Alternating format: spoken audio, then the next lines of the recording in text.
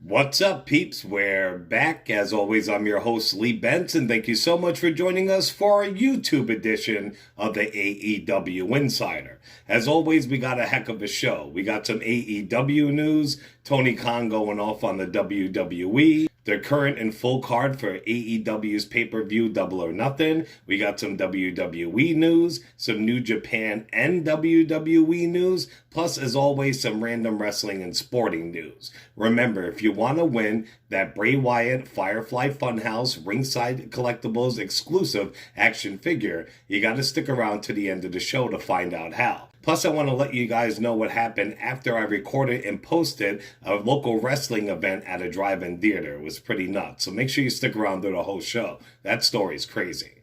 All right, peeps, since this is the AEW Insider, let's kick it off with a little AEW news. AEW.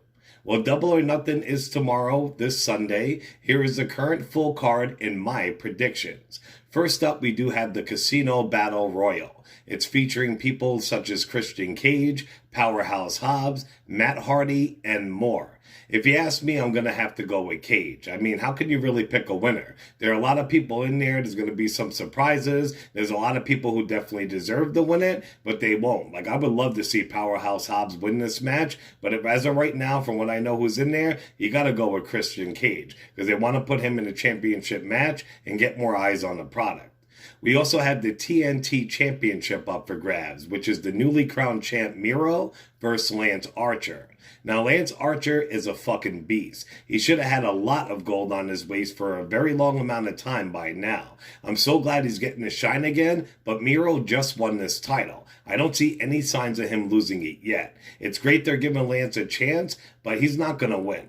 They should have did this many, many months down the road when people would actually believe he had a chance to take that title off of Miro. There's just a lot of other people to feed Miro before Archer, if you ask me. So I got to go with Miro.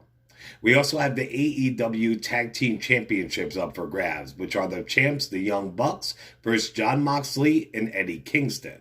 Now, I feel the same way about this match that I do about the Lance Archer match. The Bucks are fucking killing it. Their new personas are fucking killing it. It is amazing that they have Moxley and Kingston teaming up, but it's way too soon to go after the Bucks. Once again, there are a lot of other people to feed to the Young Bucks before you get to Kingston and Moxley. So for that reason, I gotta go with the Young Bucks. We also have Anthony Ogogo versus Cody Rhodes. Now, I love Cody. Anytime Cody comes out, I get fucking hyped. Yet for some reason, I'm going to go for Ogogo. I think this dude has star potential written all over him, and I think it's his time to shine. And no better way than taking out one of the faces of the company. So I'm going with Ogogo. We have Hangman Page versus Brian Cage. Now, I really don't give a fuck about this match. Hangman, we know, was supposed to be the first ever AEW World Champ, but they went with Jericho, which is a very smart move if you ask me. Since then, Hangman has not done shit really. Fuck that tag title run he had with Kenny Omega. Where did it leave him afterwards? In limbo, where he's been. Cage is a fucking beast. I think Team Taz kicks so much ass, but they're all in limbo too. I doubt this match is going to help or push forward whoever wins it, but I'm going to go with Cage. We have the AEW Women's World Title up for grabs, which is Hikaru Shida versus Dr. Britt Baker, DMD.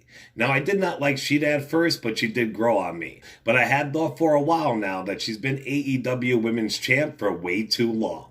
Now, I love Dr. Britt. I'm a huge Dr. Britt mark. I wanted her to be the first ever AEW Women's Champion, but she wasn't ready yet. She was injury prone. But since that loss, that's right, a loss, not a win to Thunder Rosa. Since that loss to Thunder Rosa, the good doctor has been on fire. And it's her time to shine and take what is rightfully hers. So I'm going with your new AEW Women's Champion, the good Dr. Britt Baker, DMD.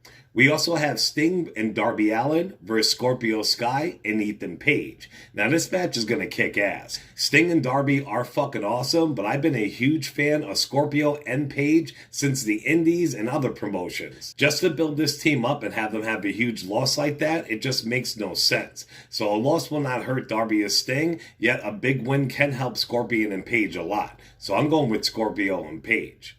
We also have the Stadium Stampede match, which is the Pinnacle versus the Inner Circle. If the Inner Circle loses, they must break up. Now, I love the Inner Circle and I love the Pinnacle. I love heels more though, so I really want the Pinnacle to win, but they won their last face-off against each other. Plus, the Inner Circle lost their Stadium Stampede match versus the Elite, so you gotta go with the Inner Circle. And finally, we have the AEW World Championship up for grabs, which is Kenny Omega versus Pac versus Orange Cassidy. Now, this match is going to be fucking awesome also. Pac is a beast and a workhorse. How far he's come since WWE. Cassidy's going to be the wild card, taking a beating and pulling moves out of nowhere, but Omega is the best in the game right now. That dude was fucking amazing in Japan, but it's time for him to show the rest of the world and for them to witness his greatness. Your winner, Kenny Omega.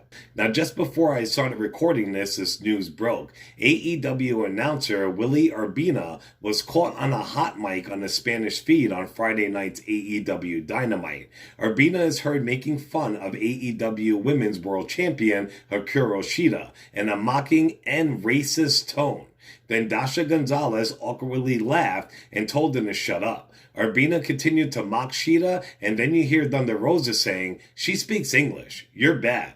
It was pretty clear that Gonzalez and Rosa were uncomfortable by Urbina's attempt to make fun of Shida, so he has been let go from the company. On to WWE. This week, John Cena got himself in some hot water by calling Taiwan a country. He made a public video apologizing for his mistake, but many people feel that Cena became China's lapdog and bowed down to the overlords. It is said that his apology did not go well with some people backstage at WWE. A source said, "This John Cena apology is not going over well at WWE right now."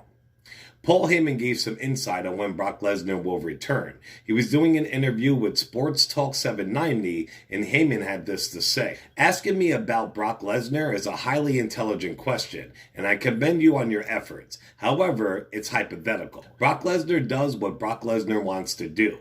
If Brock Lesnar wanted to come back to WWE at this moment, at this particular time and place, he would be. Maybe he has been waiting for live events. Maybe he'll choose Houston to make that return, or maybe not, because Brock Lesnar is going to do whatever Brock Lesnar wants to do." On to New Japan Pro Wrestling. Ex-New Japan Pro Wrestling champion Will Ospreay had to turn in his belt last week due to a neck injury. Well, he is back home now and he has been checked out by his doctors, and he had this to say about it. "Had my sio pop over the house today, and after further digging, I'm now being referred for another MRI on my lower back, as well for fears I may have the same issue in my neck. Things ain't looking good, but I'm determined to come back this year. Thank you for all the support."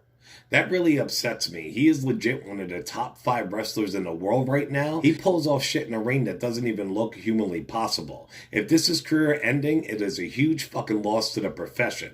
We wish you well. Thank you for everything, and please come back. Big rumors are going around about New Japan Pro Wrestling having a promotion as a new partner. The Observer is reporting that WWE, led by Nick Khan, has been in talks with New Japan about becoming New Japan's exclusive American partner. The talks have been going on since last March or early April, but it's unknown where they stand right now. If talks go anywhere, that deal will include WWE sending talent over to New Japan to work. Tony Khan heard about this, of course, and he had this to say. "I just wanted to address, as the forbidden door, that New Japan Pro Wrestling has apparently had talks with WWE President Nick Khan.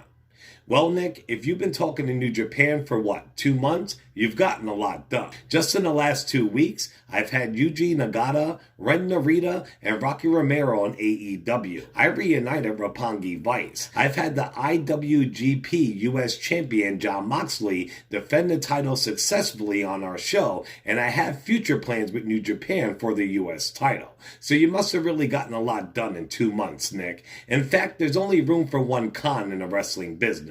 It's me, Tony Khan, not some con man from Connecticut." Shots fired, people, and I'm fucking loving it.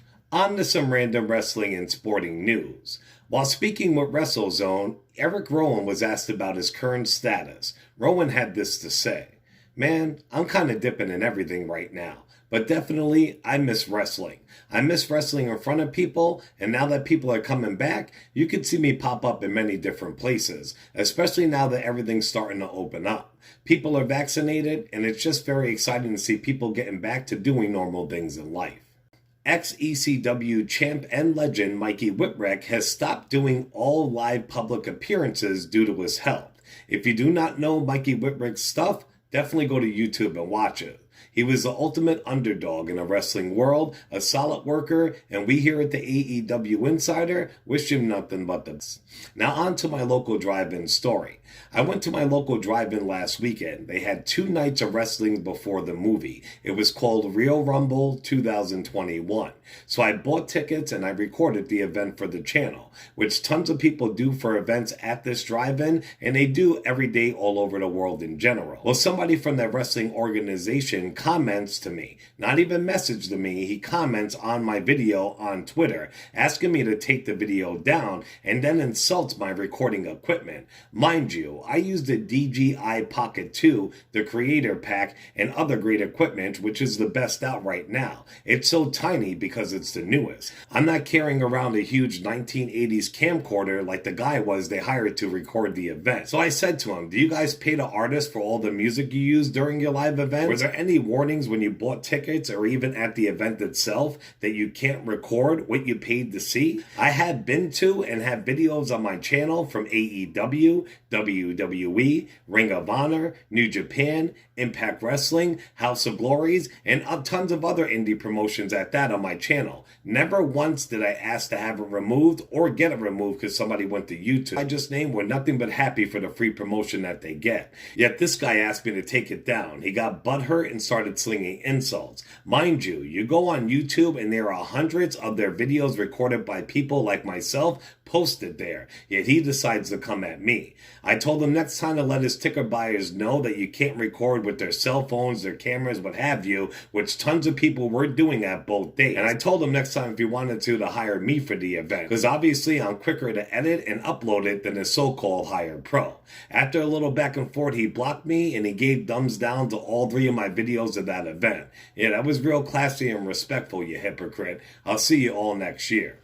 Alright peeps, rant's over. That's it for this show. Remember, if you want to win that Bray Wyatt Firefly Funhouse ringside collectible action figure, you gotta stay right here on YouTube. Subscribe to our channel. Besides that, pick any video, like, share, and comment. So go to YouTube, to the AEW Insider, subscribe to our channel, pick any video, like, share, and comment, and when we hit 500 subs, we will have a drawing, and I will send that awesome figure out to the winner. Remember to show us some love on all social media, especially on Facebook and YouTube under the AEW Insider, and on Twitter under the AEW Insider 1, as in the number 1. As always, I'm your host, Lee Benson. Thank you so much for joining us at the AEW Insider. Ciao, peeps.